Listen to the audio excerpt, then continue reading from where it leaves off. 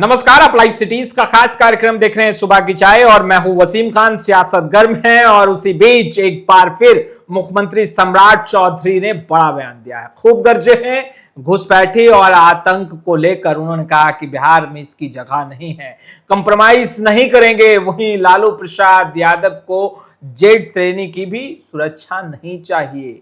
कह रहे हैं शेर हूं मैं, डरता नहीं। वहीं धप्पे पर धप्पा मंत्री निशांत कुमार का पीएमसीएच में इमरजेंसी और ओटी ठप। देखिए हलचल मच गई। वहीं हम बात करेंगे बांकीपुर को लेकर। बांकीपुर में त्रिकोणीय नहीं, तेज प्रताप यादव की भी पार्टी है। फ्रेम में आपको हमारी सहयोगी गरिमा भारती दिख रही होंगी, जो खबरों से लगातार आपको मुखातिब रखती हैं, अपडेट रखती हैं।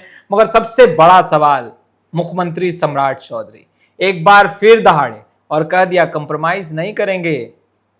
आज सीएम सम्राट चौधरी अररिया के फॉरबिसगंज में थे और वहां पर उन्होंने ये बात कही। माइक से जहां भी जाते हैं वो बात करते हैं और वो बात हमेशा क्राइम के इर्द गिर्द ही घूमती है। और हम और आप इस बात से इनकार नहीं कर सकते हैं कि हमारे देश में आतंकवाद एक बड़ा मसला है।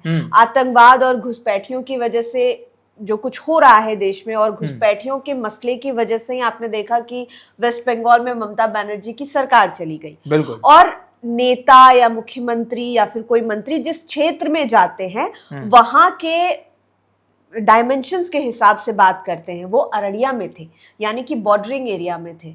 वहां पर एक मतलब कि कोसी सीमांचल का जो पूरा इलाका है, एक और बंगाल बांग्लादेश चला जाता है और दूसरी ओर आपको नेपाल की सीमाएं भी लगती है। कई सारे जिलों, खास करके अररिया जोगबनी होते हुए लोग नेपाल जाते हैं। तो वहां पर के आम लोगों की हो सकता है ये समस्याएं हो कि वो हर दिन फेस कर रहे हो कि बाहर से कोई आकर बस जा रहा है। अब जमीनी हकीकत क्या है वो तो या तो वहां के लोग बता पाएंगे या फिर हमें और आपको वहां पर जाना होगा। लेकिन सम्राट चौधरी ने जो देखा होगा बतौर मुख्यमंत्री, शायद उसी के इर्द गिर्द ही लोग अपना भाषण रखते हैं। इसलिए उन्होंने ये कहा कि आतंकवादी को और घुसपैठियों को वो बिल्कुल भी बर्दाश्त नहीं कर सकते हैं। उन्होंने कॉम्प्रोमाइज शब्द का इस्तेमाल किया था कि कॉम्प्रोमाइज इससे वो नहीं करेंगे। आज सहयोग शिविर का जो कार्यक्रम है उनके सरकार में आने के साथ ही जो शुरू हो गया था, उसको लेकर ही आज वो पहुंचे हुए थे अररिया के फॉरबिसगंज में, जहां पर उन्होंने ये सारी बातें कही। और अच्छी बात है कि घुसपैठियों को सच में बर्दाश्त नहीं करना चाहिए। बॉर्डर्स जो हैं किसी भी देश के हमेशा बहुत ज्यादा सेफ रहने चाहिए, क्योंकि इंटरनल सिक्योरिटी एंड सेफ्टी की बात होती है, ना केवल उस राज्य के लिए बल्कि पूरे देश के। बिल्कुल। और तल्ख तेवर भी दिख रहे हैं मुख्यमंत्री सम्राट चौधरी के। अपराधियों की बात करें, क्राइम की बात करें, वहीं करप्शन की, भ्रष्टाचार की बात करें, और अब तो उन्होंने कह दिया आतंक और घुसपैठियों से भी समझौता नहीं, कंप्रोमाइज नहीं कर सकते हैं, बिहार छोड़ना होगा। और यह बातें कई बार उन्होंने कही है। मगर सबसे बड़ा सवाल, प्रशांत किशोर काफी एक्टिव हैं, अब तो ताल भी ठोक दिया है। बांकीपुर विधानसभा उपचुनाव में लगातार गलियों में घूम रहे हैं, लोगों से समर्थन मांग रहे हैं, मगर समर्थन तो मिला बिहारी बाबू का। जी, समर्थन बिहारी बाबू का मिला। आप शत्रुघ्न सिन्हा की बात कर रहे हैं, जो टीएमसी के सांसद हैं, ममता बनर्जी के साथ हैं। और जब ये सारी घटनाएं हो रही थी कि ममता बनर्जी को लोग छोड़कर जा रहे थे, तो शत्रुघ्न सिन्हा ने कहा था कि बुरे वक्त में साथ दिया था ममता बनर्जी ने, अभी उनको नहीं छोड़ेंगे।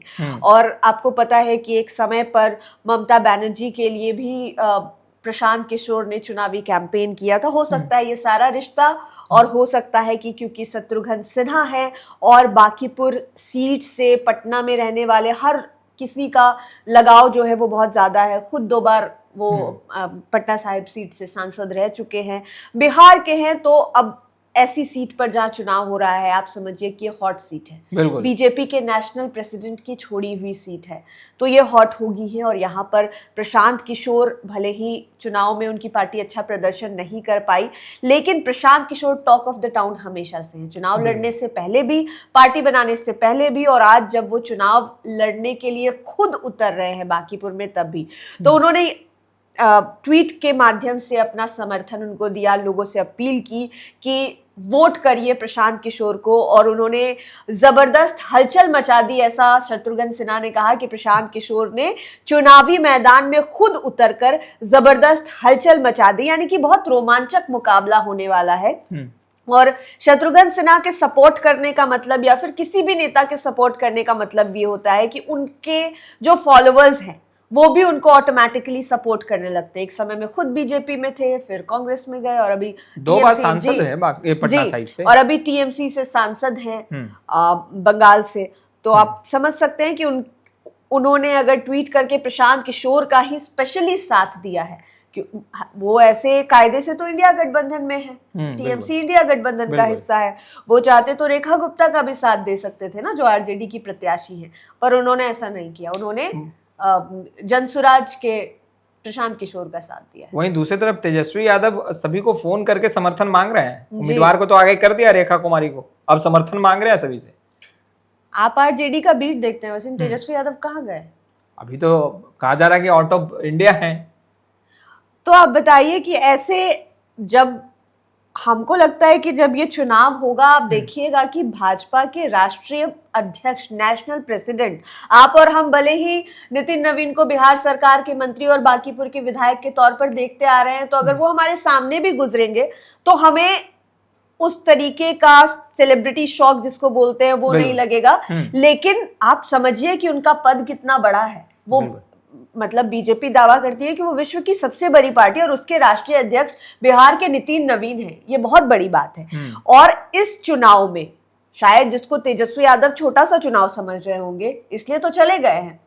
ऐसे में आप देखिएगा कि नितिन नवीन आएंगे और वो यहाँ पर डेरा डंडा डालेंगे, क्योंकि ये उनकी सीट रही है, उनके पिताजी की सीट रही है, पैतृक सीट है, घर भी इसी विधानसभा क्षेत्र में पड़ता है। और हमको लगता है कि नितिन नवीन को जो मिला इसी बांकीपुर ने दिया, और अपने पहलवान को भी आगे कर दिया, अभिषेक कुमार। उस पर हम आते हैं। और अभिषेक कुमार की खबर तो खैर हमने पहले ही लाइव सिटीज पर दिखा दी, वो कौन है, कहां से आते हैं। हम तेजस्वी यादव की बात कर रहे थे। तो ऐसे में आप खुद समझिए, आप उस बीट को देखते हैं और आप अंदरूनी तौर पर जान रहे होंगे कि अभी विपक्ष को जितना मजबूत होना चाहिए था, आरजेडी उतनी स्ट्रांगली नहीं गेम प्ले कर रही है। अभी तेजस्वी यादव को शायद यहां पर रहकर, जमीन पर रहकर मदद करना चाहिए था, और वो फोन लगाकर अगर मदद मांग रहे हैं तो ये बिल्कुल अलग सी बात है और बहुत ही चिंता की बात है कि आने वाले समय में चुनावों में आपका क्या प्रदर्शन होने वाला है। क्योंकि अगर एक चुनाव में खराब रिजल्ट के बाद आपका मोरल इतना ज्यादा टूट रहा है, तो जिन लोगों ने आपको वोट किया है, भले कम लोगों ने किया हो, कुछ भी हुआ हो, जिन भी लोगों ने आपको वोट किया है, आप उनके साथ गलत कर रहे हैं, उनके भावनाओं को आप ठेस पहुंचा रहे हैं। वो आगे कैसे सपोर्ट करेंगे? बिल्कुल। वहीं लालू प्रसाद यादव बहुत ही गुस्से में है। जेट सैनिक की सुरक्षा भी नहीं चाहिए, शेर हैं हम। देखिए, ये जो सुरक्षा वाली बात है वो क्या बोलते हैं उसको, प्रेस्टीज वाली बात हो गई है बिहार में। हम लोग उस दिन बात कर रहे थे, हमारे सीनियर जर्नलिस्ट ज्ञानेश्वर जी थे हमारे साथ में, उन्होंने कहा कि यही बांकीपुर की बात हो रही थी कि प्रशांत किशोर एक ऐसे नेता है जो सीधा बोलते हैं कि हमको बॉडीगार्ड सुरक्षा की जरूरत नहीं है, क्योंकि हम अपने लोगों के बीच जाते हैं और वहां पर वो लोग खुद मेरी सुरक्षा कर लेते हैं। लेकिन दूसरी ओर बिहार के अन्य नेता हैं जो बॉडीगार्ड्स के मसलों पर, पुलिस के मसले, यानी कि उनको कितनी सुरक्षा मिलेगी, इसको आन बान शान की बात बता देते हैं। आप नागमणि का एक इंटरव्यू याद करिए ना, अभी जो बहुत वायरल हो रहा है, नागमणि कुशवाहा की पीछे बंदूक लेकर 2 बॉडीगार्ड खड़े हुए। तो बिहार में ये बहुत बड़ी बात है। और आपको पता ही है कि लालू यादव और राबड़ी देवी की सुरक्षा जब हटाई गई, इसके बाद कितना बवाल मचा। और शायद ये लालू यादव के भी नाक की बात है कि सरकार ने उनकी सुरक्षा हटवा दी। वो बिहार के पूर्व सीएम रहे हैं, उनकी पत्नी राबड़ी देवी पूर्व सीएम रही हैं और वर्तमान में विधान परिषद में नेता प्रतिपक्ष भी हैं। और लालू यादव अभी भी रेलेवेंट हैं बिहार की राजनीति में, राष्ट्रीय अध्यक्ष हैं आरजेडी के। और इस वक्त में जब सिक्योरिटी गार्ड जेट श्रेणी की जो सुरक्षा है उनके घर के बाहर खड़ी हुई है, तो उन्होंने मौखिक तौर पर इनकार कर दिया है कि जाओ, हमको नहीं चाहिए अब। हालांकि आपने लिखित उन्होंने बिल्कुल नहीं दिया है, मौखिक तौर पर, शुरू से ही मौखिक तौर पर ही, जब उन्हें उनकी सुरक्षा कम कर दी गई थी उस वक्त भी उन्होंने मौखिक ही कहा था और लिखित तौर पर नहीं दिया था। यही कारण है कि सुरक्षाकर्मी डटे थे, क्योंकि ना वो उस ओर जा सकते थे, वापस लौट सकते थे, क्योंकि वापस लौटेंगे वो तो अपनी ड्यूटी करेंगे ही ना वसीम। अगर उन्होंने मुंह से बोला, डांट दिया कि तुम चले जाओ, और वो बिना ड्यूटी से साइन ऑफ किए हुए अगर निकल जाएंगे नाराज होकर, उस बीच अगर मान लीजिए कि मतलब खुदा न खास्ता कुछ हो जाए तो बिल्कुल। सारी बातें उन सुरक्षा कर्मियों पर आ जाएगी। तो इस वजह से अभी और देखने को मिलेगा क्या कुछ बिहार की सियासत में होता है। मगर निशांत कुमार को लेकर क्या कहेंगी? मंत्री बनने के बाद खूब धप्पे पर धप्पा मार रहे हैं, सरकारी हॉस्पिटल में जा रहे हैं, निरीक्षण कर रहे हैं। देखिए एलएनजेपी पहुंच गए, एलएनजेपी में भी निशांत कुमार आज पहुंचे और जहां भी जा रहे हैं, जिस अस्पताल में जा रहे हैं वसीम, उस अस्पताल में मानिए कि वहां के डॉक्टर्स हो, वहां के अधिकारी हो, वो टाइट तो हो जाते हैं। बिल्कुल। अगर खबर पहुंच जाती होगी तो पहले से लोग तो हड़कंप मच जाता होगा, क्योंकि हमें नहीं लगता है कि अभी तक निशांत कुमार का जो रूप बिहार ने देखा या फिर जैसे सवाल उठ रहे थे, ऐसा नहीं है कि हमारे मन में डाउट नहीं था, ऐसा नहीं था कि मैंने खुद सवाल नहीं खड़े किए थे कि निशांत कुमार क्या करेंगे।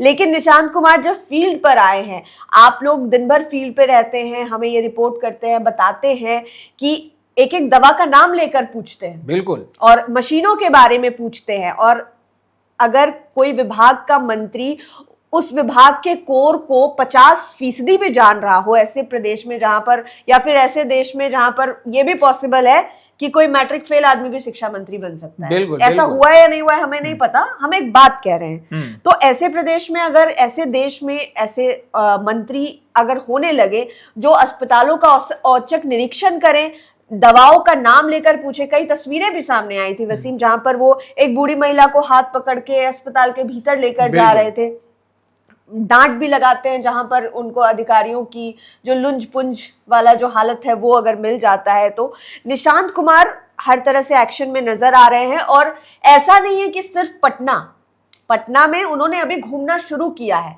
और हम लिखते हैं और बोलते हैं और बार बार अपील करते हैं निशांत कुमार से कि आप बिहार घूमिए, आप बिहार के अस्पतालों में घूमिए, क्योंकि आप जिस तरीके से एक्शन ले रहे हैं, बिहार के हर एक पीएचसी को, हर एक सदर अस्पताल को आपके जैसे एक्शन की जरूरत है।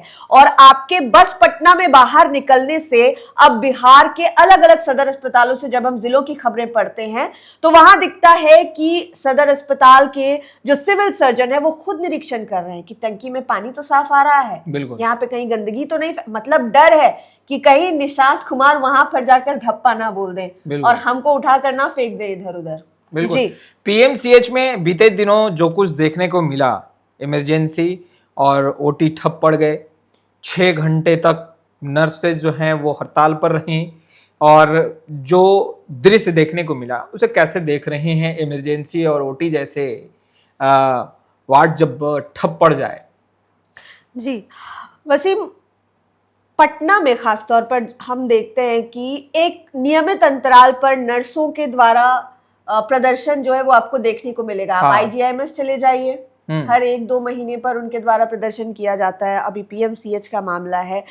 सबसे पहले तो फिर से निशांत कुमार की बात आ गई है कि एक बार आप बैठ जाइए पूरी मतलब कि आपकी टीम के साथ कि नर्सों की क्या समस्या है, आप उसको लिस्ट आउट कर लीजिए, सुन लीजिए, क्योंकि नर्सेज जो हैं, जो वार्ड बॉयज हैं और जो नर्सेज हैं, वो बिहार के हेल्थ सिस्टम या फिर किसी भी अस्पताल का जो पूरा सिस्टम है उसका बैकबोन है। बिल्कुल। डॉक्टर दवा लिखकर चला जाएगा, डॉक्टर ऑपरेशन करके चला जाएगा और कहेंगे कि घर से केवल एक आदमी रह सकता है, उस पेशेंट को उठाने बिठाने की, उसको समय पर दवा कराने की, उसके घाव को साफ करने की, उसे बाथरूम तक ले जाने की जो ड्यूटी होती है वो नर्सेस निभाती है। और ऐसे में अगर वो सड़कों पर रहेंगी तो इमरजेंसी सुविधा क्यों नहीं ठप रहेगी वसीम? तो ऐसे में सबसे पहले जरूरी है कि ठीक है, उनको दोष देने की जगह कि वो प्रदर्शन कर रहे इसीलिए अस्पताल इतने देर तक बंद रहे, सुविधाएं नहीं मिल पाई, एक बार सुन लीजिए कि क्या कह रही हैं। जहां तक संभव हो उनकी समस्याओं का समाधान कीजिए, जहां नहीं संभव है